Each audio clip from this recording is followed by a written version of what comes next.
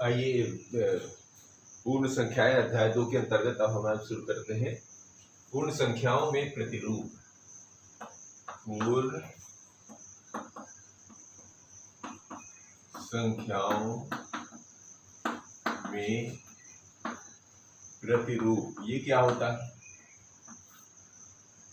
अंग्रेजी में पैटर्न बोलते हैं, PATTERN, पैटर्न। अब ये क्या होता है जरा समझते हैं। तो पूर्ण संख्याएं हमारी होती है 0 और 1 2 3 4 5 6 ऐसे करके, और जहां तक आप सोच सकते हैं वहां तक जाती है। इन्हें पैटर्न ढूंढना। पैटर्न के लिए मान के चले हम 0 का मतलब होता है जब कुछ है ही नहीं है, तो कोई चीज है नहीं तो वहां पे कोई डॉट नहीं रखते। अगर हम पहले एक डॉट रखते हैं तो एक डॉट से कितनी रेखाएं क्या बन सकती है, तो कैसे पैटर्न बन सकती है? इससे तो एक रेखा बन सकती है, एक रेखा नहीं, एक बिंदु बनेगी बस। यानी अगर एक बिंदु रखा है तो उससे केवल एक बिंदु का ही निर्धारण होगा।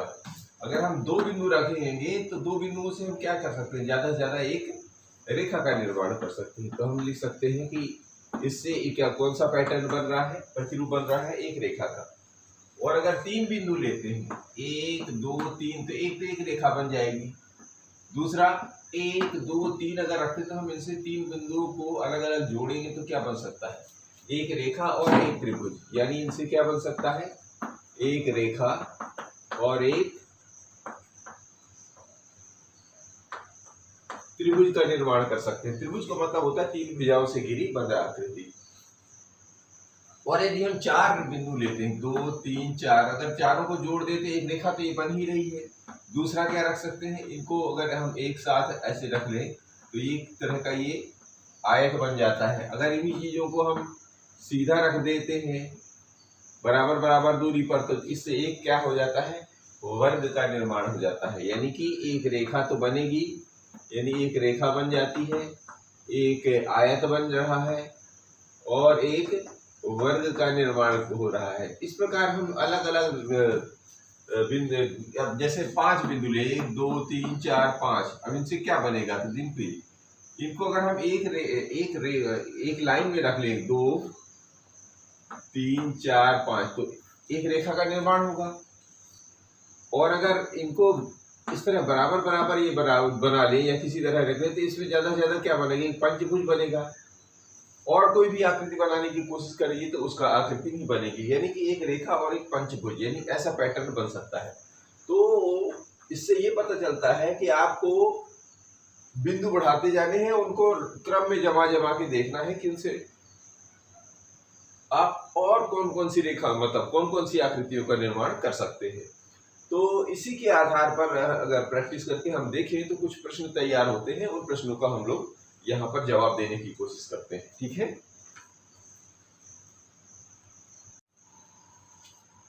तो इसमें आते हैं, प्रयास कीजिए। तो पहला प्रश्न ये है कि कौन सी संख्याएं केवल रेखा के रूप में दर्शाई जाती है? रेखा का मतलब होता है वो जो जितने बिंदु अगर हम रखें तो शुरुआती करते हैं 1 से, तो 1 तो क्या होता है? वो बिंदु होता है, उसको रेखा में गिनती नहीं करते। लेकिन 2 बिंदु अगर लगा देते हैं तो उससे एक रेखा का निर्माण हो सकता है, हो जाएगा ना। 3 रख रहे हैं तो 3 से त्रिभुज बन जाता है। त्रिभुज एक आकृति है, बंद आकृति। जैसे 4 बिंदु लगाएंगे तो आयत भी बनता है, चतुर्भुज बनता है। तो ऐसे रख रख के हम देखते जाएं और करते जाएं तो हमें मिलेगा कि 2 रेखाएं, अगर 2 बिंदु मिला दें तो एक पैटर्न बन जाता है। इससे केवल एक रेखा बनेगा, 3 से नहीं बनेगा। 3 से आकृति बन जाती, 4 से भी चतुर्भुज बन रहा है। 5 ले लेते हैं, 5 से पंचभुज बनता है। पंचभुज केवल चतुर्भुज, और उसमें नहीं आता है, किसमें? केवल रेखा, कोई ना कोई आकृति बन जाएगी। ठीक है ना। तो और इसमें 5 के बाद क्या आ सकता है? 7। फिर ऐसे करके अगर हम ऐसे बढ़ाते जाएं, 7 के बाद 11 मिल जाएगा, फिर 13 मिल जाएगा। ऐसे जो भी आपको केवल रेखा, मतलब उससे अन्य आकृति, वो परमानेंट जो आकृतियां होती हैं वो अगर नहीं मिल रही हैं, वैसे तो आकृति बनेगी लेकिन उन आकृतियों को हमको गिनती नहीं करना है। हमें किन किन आकृतियों को गिनती करना है? या तो वो रेखा हो, या त्रिभुज हो, या चतुर्भुज यानी कि आयत या वर्ग हो। ऐसा कोई सा भी चतुर्भुज नहीं ले लेना है। ठीक है ना। तो इस तरह अगर कोई ये दिख रहा है तो उसको जो है फिर इसमें सम्मिलित नहीं करना है। तो अभी हमने देखा कि दो बिंदु इकट्ठा रखेंगे और उनको जोड़ेंगे तो एक रेखा का ही निर्माण होगा। 5 बिंदु रखेंगे पंचभुज बनेगा, लेकिन पंचभुज क्या एक हमेशा वाली आकृति नहीं है, तो उसको इसमें ले लेंगे रेखा। इस तरह 7 6 6 से क्या आयत बन जाएगा। ऐसे ही करके हम ये देखेंगे तो जितनी आपको आकृतियां रखते चले जाए वो मिलती जाए, इसको आप बढ़ाते जाना है। फिर दूसरा प्रश्न ये कह रहा है कि कौन सी संख्याएं वर्गों के रूप में, वर्ग का मतलब होता है ऐसा बराबर बराबर दूरी में, तो बराबर बराबर दूरी से चतुर्भुज बनने तो वर्ग कहलाता है। वर्ग समझ रहे हैं, जैसे 3 का वर्ग कर 3 बराबर रख देंगे ऊपर 1 2 3 और नीचे उतनी दूरी पर रख देते, इस तरह का ये वर्ग की आकृति का निर्माण हो सकता है ना। तो ये कितनी हो जाएंगे 3 3 ऐसे 1 2 3 1 2 3 1 2 3, ये कितना इस तरह वर्ग बन जाएगा। तो इस तरह करके हम देखें, अगर अलग से पैटर्न बना बना के देखें तो अगर ध्यान करें तो वर्ग में क्या है, पहले 4 मिल जाएंगे 4 बिंदुओं का। 4 के बाद आगे बढ़ाएंगे तो हम देखेंगे अगला वर्ग होता है 9, तो 9 से भी बन जाएगा, है ना। और देखेंगे 9 से बाद क्या आ जाता है 4 चौके 16, हाँ 4 में इसमें भी बन जाएगा। 5 का होता है 25, इसमें भी बन जाएगा। ऐसे आप देखेंगे तो अलग अलग प्रकार की जितनी भी मिलती जाए उनको आप यहाँ पर रख के देखें और फिर इसको भर दें। अब कौन सी आकृति, कौन सी संख्याएं यानी जो पूर्ण संख्याएं हैं उनमें आयतों के रूप में कैसे रख सकते हैं, यानी बिंदु आयतें कैसे रख सकते हैं। तो एक तरीका तो यही है, यहाँ रखने दूसरे कंचे खेलते हैं अपन लोग, या मिट्टी के गोलियां बना लें या पत्थर के कंकड़ रख लें, उनको रख रख के देख लें। तो इसमें क्या है, कौन सी संख्या आयतें के रूप में, तो आयतों के रूप में एक तो वही 4 मिलेगा पहले, है ना।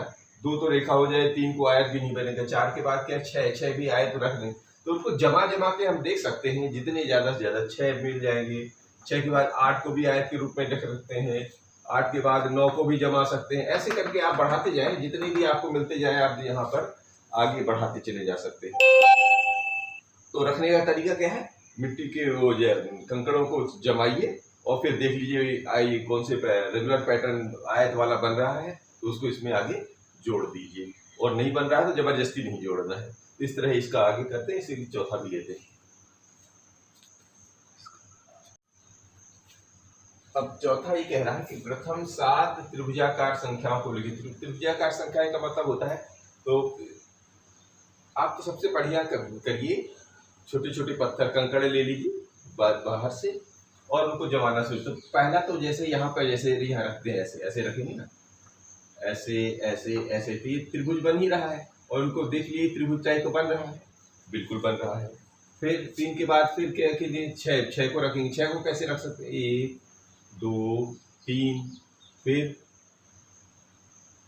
यहाँ पे लगा लीजिए 2 ठो और एक यहाँ पर लगा लीजिए। तो देखिए 1 2 3 और 3 6, इन सबको मिला दीजिए, देखो त्रिभुज बन रहा है, हाँ बन रहा है। ऐसे अगर आप, इसे कहने का मतलब ये है कि अगर ऐसे हम ये करके देखें तो वो कितने कंकड़ वाले इकट्ठा, फिर उनको गिन लीजिए कितने आपने कंकड़ रखे हैं। अगर ये ऐसी आकृति बन रही है कुल मिला के, तो उस आकृति को आपको ढूंढना है। तो बस करना क्या है, आपको कंकड़ रखने हैं, कंकड़ या कंचे मिल जाए उनको बस जमा जमा के रखिए, फिर देख लीजिए कि कितनी प्रकार की संख्याएं मिल रही हैं। तो आप देखेंगे तो पहला तो ये 3 वाले में मिला है, फिर इसमें कितने कंकड़ मिल रहे हैं, 1 2 3 4 5 6, एक वजह से ये तो मान लीजिए कंकड़ है या बंठी कंचे जिसको बोलते हैं। ऐसे इधर कितने 1 2 3, तो इस तरह करके और पैटर्न बना के देखिए, खूब सारे कंचे रख लीजिए 100 के आसपास के ना, उनको फिर देख लीजिए कितने कितने आ रहे हैं। तो आप देखेंगे तो पहला तो मिलेगा आपको ये अभी अभी हम लोगों ने निकाला 3 का, फिर आगे दूसरा निकाला है 6 का। इसी तरह अब आगे निकालेंगे 10 के आसपास, तो वो कहाँ मिलेगा। 10 में क्या करना पड़ेगा, देखिए 1 2 3 4 है ना, और 5, अभी निकालिए 1 2 3 4 3 7, ये देखिए 4 3 7 और 2 9 और एक देख 10, देखिए इसको मिलाए अगर ये पहला दूसरा 2 में 2, फिर तीसरे में 3, फिर चौथे में 4, ऐसे करके जोड़ते जाएं, है ना। कितना बन गया 4 3 7 2 9 1 10। ऐसे करके इसमें क्या बन रहे हैं, बिल्कुल बन रहे हैं। तो ऐसा करके आप रखते जाएं, 4 3 7 दोनों, जो हमारी को ये आकृतियां बनेगी तो ऐसे देखेंगे 10 में बन जाएगा। फिर किस में बनेगा, 15 इकट्ठा करेंगे तो उसमें भी बन रहा है। फिर आन करके देखेंगे तो 21 रखेंगे तो उसमें भी बन जाएगा। फिर किसको रखेंगे और देखेंगे तो 28 रखेंगे तब भी बन जाएगा। और देखेंगे 36 रखेंगे तब भी बन जाएगा। तो ऐसे करके देखेंगे तो इसमें त्रिभुज की आकृति का निर्माण होता है। ठीक है। अब प्रश्नावली 2.3 लेते हैं। इसका पहला सवाल है कि निम्नलिखित में से किससे शून्य निरूपित नहीं होगा। तो इसमें ये 4 ऑप्शन दिए हैं, हमको ये बताना है इसमें से सब कुछ हो जाए पर शून्य ना हो। ठीक है, शून्य नहीं बने। तो देखिए, 1 में शून्य को जोड़ने से क्या होता है, किसी भी संख्या में शून्य जोड़ने से उस संख्या में कोई प्रभाव नहीं पड़ता। तो इसका तो बन गया 1। इसमें शून्य में शून्य का गुणा करने से क्या हो जाता है, शून्य हो जाता है। शून्य में 2 का भाग देने से क्या बन जाएगा, ये भी शून्य बन जाएगा। और इसको हल करके देख लीजिए, तो 10 में से 10 गया तो शून्य बना और फिर बचा 2, और ये यही सवाल है, यानी शून्य में 2 का भाग देने से शून्य। अब देख लीजिए, कह क्या रहे थे कि निम्नलिखित में किससे शून्य निरूपित नहीं होगा। तो इसमें शून्य बन गया है, इसमें शून्य बन गया, इसमें शून्य, इसमें शून्य नहीं बना, इसमें क्या बन रहा है, 1। इसका हमारा जवाब हो जाएगा पहला। ऐसे जवाब ढूंढना है। फिर दूसरा प्रश्न ये कह रहे हैं कि यदि 2 पूर्ण संख्याओं का गुणनफल शून्य है, ध्यान रखना पूर्ण संख्याओं की बात हो रही है, तो क्या हम कह सकते हैं कि इनमें से एक या दोनों ही शून्य होने चाहिए। उदाहरण देकर अपने उत्तर की पुष्टि करना है। तो देखिए, पूर्ण संख्याएं कहाँ से शुरू होती हैं, शून्य से शुरू होती हैं, फिर 1 आता है, फिर 2 आता है, फिर 3, फिर 4, ऐसे करके ये क्रम बढ़ता चला जाएगा। ठीक है। अभी क्या कह रहे हैं कि इनमें से एक या दोनों, ठीक है, देखिए, एक या दोनों ही शून्य होने चाहिए। क्या ऐसी कंडीशन है, तो लगा के देखते हैं हम भी। अगर हम पहला शून्य लगाते हैं तो क्या होता है, इसमें शून्य लगाते हैं तो क्या होगा, इसमें शून्य का गुणा करते हैं तो क्या होगा, इसमें शून्य का गुणा करते हैं तो क्या होगा। तो अभी देखिए, शून्य में शून्य का गुणा करने पर क्या पड़ता है, शून्य ही होता है। शून्य का 1 में गुणा करने पर क्या बनेगा, ये भी शून्य बनेगा। चाहे जितने भी अंक लगा लीजिए, शून्य का गुणा करने पर अंततः शून्य ही होता है। तो हमारा प्रश्न ही ये कह रहा है कि 2 पूर्ण, ये भी पूर्ण संख्या है, ये भी पूर्ण संख्या है, लेकिन वो कह रहे हैं कि इनमें से एक या दोनों शून्य, गुणनफल शून्य का शून्य नहीं होगा। यानी या तो दोनों शून्य हो या एक शून्य हो, तो क्या वो पूरी की पूरी संख्या गुणा करने पर शून्य हो जाती है। देख लीजिए, चाहे आप कोई सा भी ले लीजिए, यहाँ पर मान लीजिए 95 ले लीजिए, 95 का शून्य में भी गुणा करेंगे तो भी तो शून्य ही होगा। यानी कोई सा भी पूर्ण संख्या ले लीजिए, उसमें शून्य का गुणा करने पर, तो आप देख रहे हैं शून्य में शून्य, अर्थात 2 शून्य और बाकी 1 शून्य, तो भी सारी संख्याएं शून्य हो जाती। तो हमारा जवाब क्या बना, जवाब ये बना, ये कह रहे हैं कि यदि 2 पूर्ण संख्याओं का गुणनफल शून्य है तो क्या हम कह सकते हैं कि इनमें से एक या दोनों शून्य है। तो बिल्कुल यहाँ से हमारा जवाब का शुरू लिखना है। तो हाँ, हम कह सकते हैं। क्यों कह सकते हैं, क्योंकि देखिए अंततः शून्य ही आ रहा है। 2 शून्य है तब भी शून्य, 1 शून्य है तब भी शून्य हो जा रहा है। तो कह सकते हैं, हम कह सकते हैं, हाँ, हम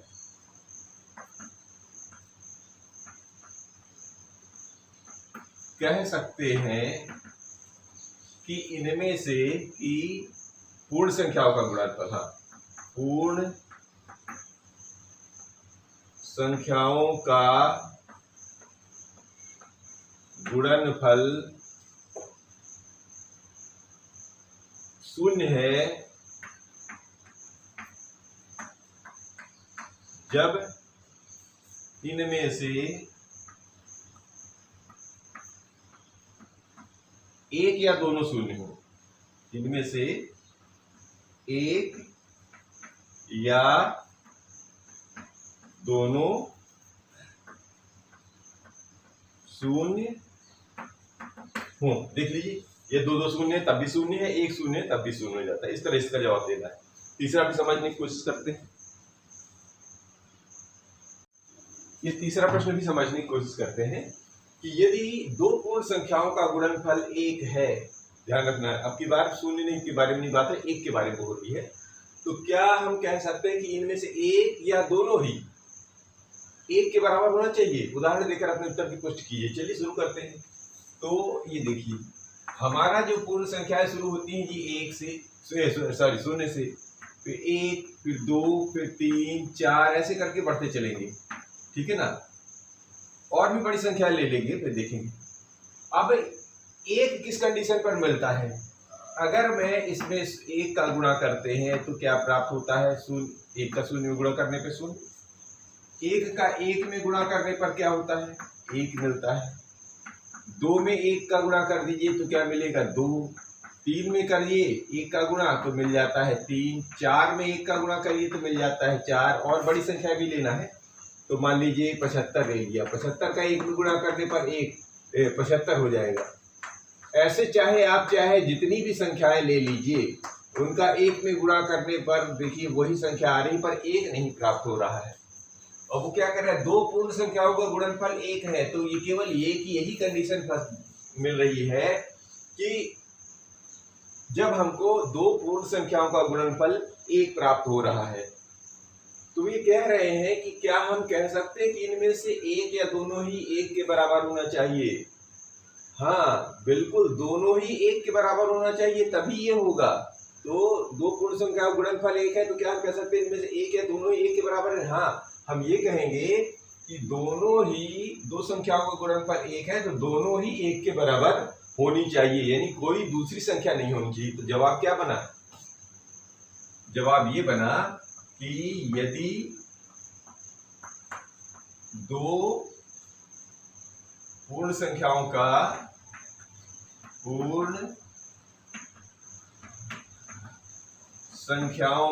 गुणनफल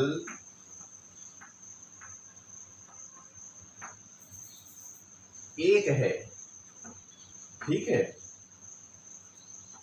तो ये क्या करें? इनमें से एक या दोनों? तो देखिए दोनों ही एक होने चाहिए, तो इनमें से दोनों ही एक होने चाहिए, एक होने चाहिए, यानी कि एक के अलावा नहीं चलेगा, यही कंडीशन फिलफिल होगी, बाकी में एक नहीं प्राप्त होगा। तो इसका जवाब ये रहा। एक चौथा भी लेते हैं इसमें। चौथा प्रश्न ये कह रहा है कि वितरण विधि से ज्ञात करिए। इसमें कई प्रश्न हैं, जरा एक एक दो दो करके उठाते हैं। प्रश्नावली 2.2 में वितरण विधि से हम लोगों ने कई सवाल हल किए हैं, उसी विधि का यहाँ पर इस्तेमाल करना है। तो पहला प्रश्न ये दिया है 728 में 101 का गुणा करना है। तो देखिए क्या करना है हमको? सैकड़ा यानी जो आधार संख्याएं बनती हैं, या तो 10 या 100 या 1000, उसमें अगर हम किसी संख्या को तोड़ लें तो दूसरी संख्या में गुणा करना बहुत आसान हो जाता है। तो जिसमें देखिए 728 ही काफी बड़ा नजर आ रहा है, लेकिन 101 की काफी ठीक ठाक नजर आ रहा है। तो हम किसको हम तोड़ के लिखेंगे वितरण के लिए? जो कम से कम जिसमें कैलकुलेशन करनी पड़े, जिसमें कम से कम गणना करनी पड़े। तो देखिए 728, तो इसको अलग कर लीजिए। 101 को हम 100 और 1 में तोड़ देते हैं। ये अभी भी 101 ही है, 100 धन 1 101, लेकिन लिखने का तरीका चूंकि वितरण नियम का इस्तेमाल करना है तो ये ऐसे लिखेंगे। अब क्या करना है? जैसे वितरण विधि में क्या होता है? इस पहली संख्या का इस पहली संख्या में गुणा, फिर धन चिन्ह लगता है, फिर इस पहली संख्या का इस दूसरी संख्या में गुणा, ये हो जाता है हमारा वितरण विधि। तो चालू करते हैं। ये हो गया 728 का 100 में गुणा, फिर धन का चिन्ह लगता है, फिर 728 का इस एक में गुणा हो जाता है, और जो हल करने के बाद जो परिणाम प्राप्त हो जाता है वो हमारा गुणनफल होता है।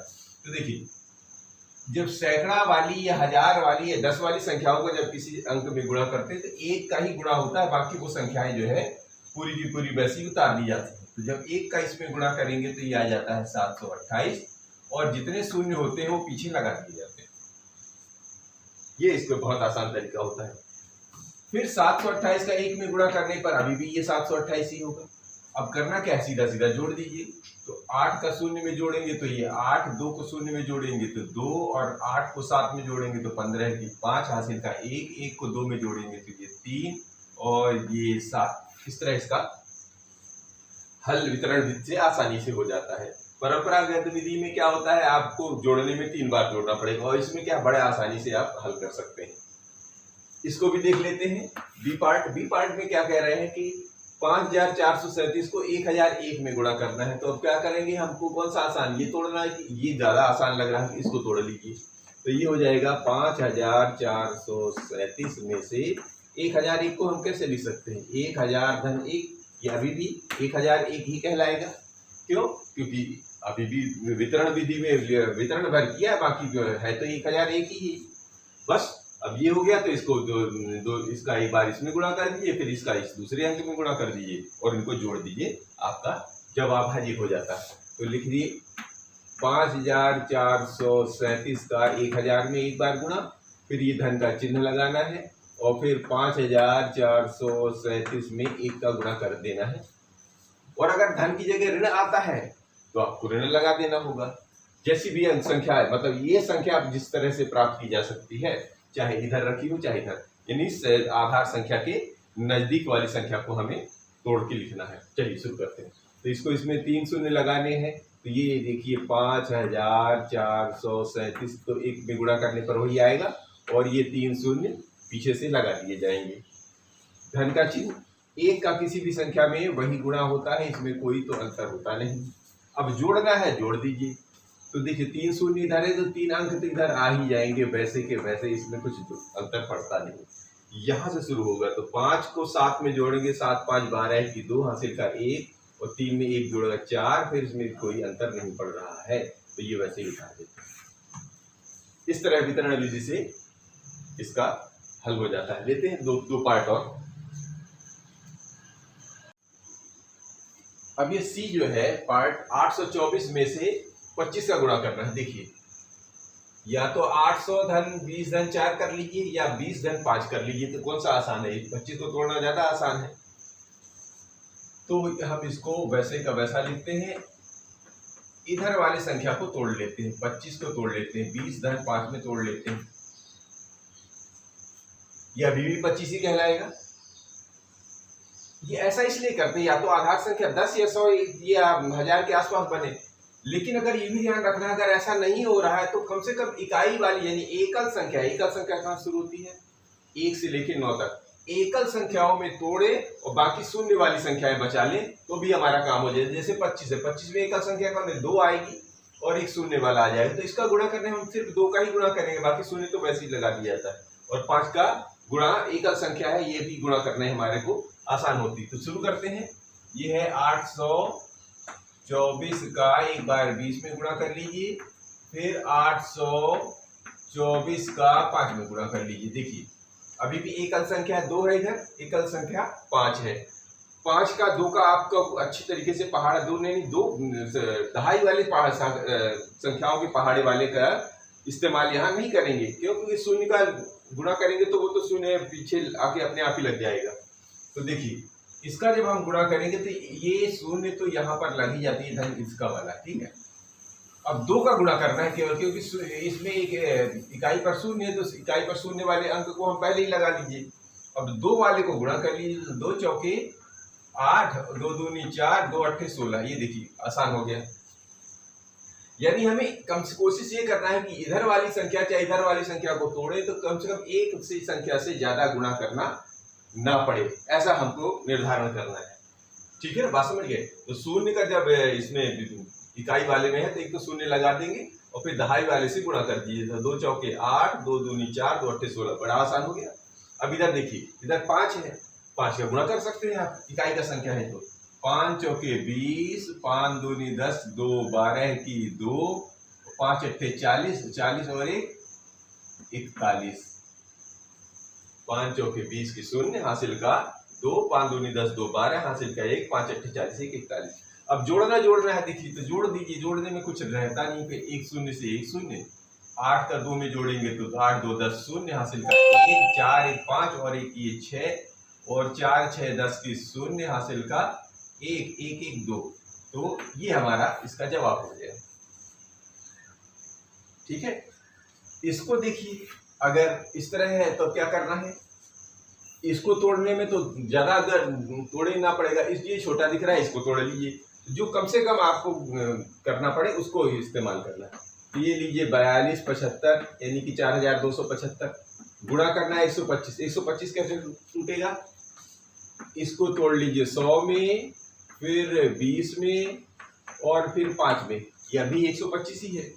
क्यों? क्योंकि देखिए 20 और 5 का तो हम गुणा करने आसान है। इकाई वाले मतलब किसी भी संख्या में एक एक अंक बचाइए, शून्य चाहे जितने लगे हों, उससे हमको काम करने में आसानी हो जाती है। बस वितरण नियम, यहाँ 2 पर थे, यहाँ पर 3 अंक है, बस इतना ही है, बाकी काम वही है। तो शुरू करते हैं। 4275 का एक बार 100 में गुणा होगा, फिर ये धन का चिन्ह आएगा, फिर इसका 20 में गुणा होगा। 4275 का 20 में गुणा होगा और फिर धन का चिन्ह लगेगा, फिर इसका 5 में गुणा हो जाए। 4275 का 5 में, ये देखिए 3 भागों में बढ़ गया। ये 3 भाग थे, 3 भाग यहाँ बढ़ गया। बस गुणा करने में कुछ तो अब इसमें ज्यादा मेहनत तो पड़ती नहीं, क्योंकि एक का किसी भी संख्या में गुणा वही हो जाता है। तो 42 75 और ये 2 शून्य, क्यों? क्योंकि 100 का गुणा कर रहे हैं तो 2 शून्य आ जाएंगे। धन, ये धन लगाइए, इसमें भी 1 शून्य है तो 1 शून्य अपने आप लगा दो और फिर 2 का गुणा कर दीजिए। तो 2 पंचे 10 की शून्य, हासिल का 1, 2 सत्ते 14, 1 15 की 5, हासिल का 1, 2 दूनी 4, 1 5 और कोई हासिल नहीं है, और 2 चौके 8, ये हो गया। अब 5 का गुणा इसमें भी कर दीजिए आप। तो 5 बचे 25 की 5, हासिल का 2, 5 सत्ते 35, 2 37 की 7, हासिल का 3, 5 दूनी 10, 3 13 की 3, हासिल का 1, 5 चौके 20 और 1 21। अब जोड़ना है, तो चाहे तो ऐसे जैसे अभी हम लोग जोड़ रहे हैं, अगर आपको दिक्कत आ रही तो आप ऊपर नीचे ऐसे रख के भी जोड़ सकते हैं, यानी कि ऐसा भी कर सकते हैं। जैसे ये इधर कहीं किनारे 42 75 0 0, अगर आपको ऐसे जोड़ने में दिक्कत आ रही है तो आप ऐसे करके भी जोड़ सकते हैं। तो ये 855 0 0 और ये है 21 3 75। एक के नीचे एक लगा लीजिए तो भी दिक्कत नहीं आएगी। तो आप ऐसे करके भी जोड़ लीजिए और परिणाम चाहे यहाँ लिख लीजिए, चाहे ऐसे सीधे सीधे अगर आपसे प्रैक्टिस हो गई है तो ऐसे जोड़ लीजिए। दोनों तरीके आपको बनने चाहिए, ठीक है। तो देखिए ये 5 आ जाएगा, ये इधर से 7 आ जाएगा। देखिए 5 5 10 3 13 की 3, हासिल का 1, तो 7 1 8 8 8 5 13 1 14 की 4, हासिल का 1, तो 1 2 3 3 3 8 11 11 है, 2 13 की 3, हासिल का 1 और 4 और 1 5। यानी कि अगर इन सबको जोड़ दिए हैं तो कितना आ रहा है 53 43 और 75। अब कामा अगर लगाना है तो सैकड़ा भारतीय पद्धति में, और फिर ये फिर 1000 वाला, फिर ये लाख वाला, इस तरह इसका जवाब निकल आता है। इसका एक पार्ट, एक भाग और उसको भी लेते हैं। अब देखिए ई पार्ट में देखिए 504 गुणे 35 है। आपके लिए ये भी आसान है, आपके लिए ये भी आसान है, चाहे जिसको तोड़ लीजिए। इसमें शून्य ज्यादा मिल रहे हैं, इसको ज्यादा आसानी से किया जा सकता है, तो इसको तोड़ लीजिए जो ज्यादा पड़ेगा। तो 500 को कैसे लिख सकते हैं, 500 धन 4 में लिख सकते हैं। ये अभी भी 504 है और ये 35 है। अब क्या करना है, बस इसका इसमें गुणा कर दीजिए, इसका इसमें गुणा कर दीजिए, हो गया वितरण। तो ये 35 लिखिए और इधर लिखिए 500, क्योंकि हमारे को केवल एक अंक से गुणा करना है, तो एक अंक वाले को इधर लिख लीजिए।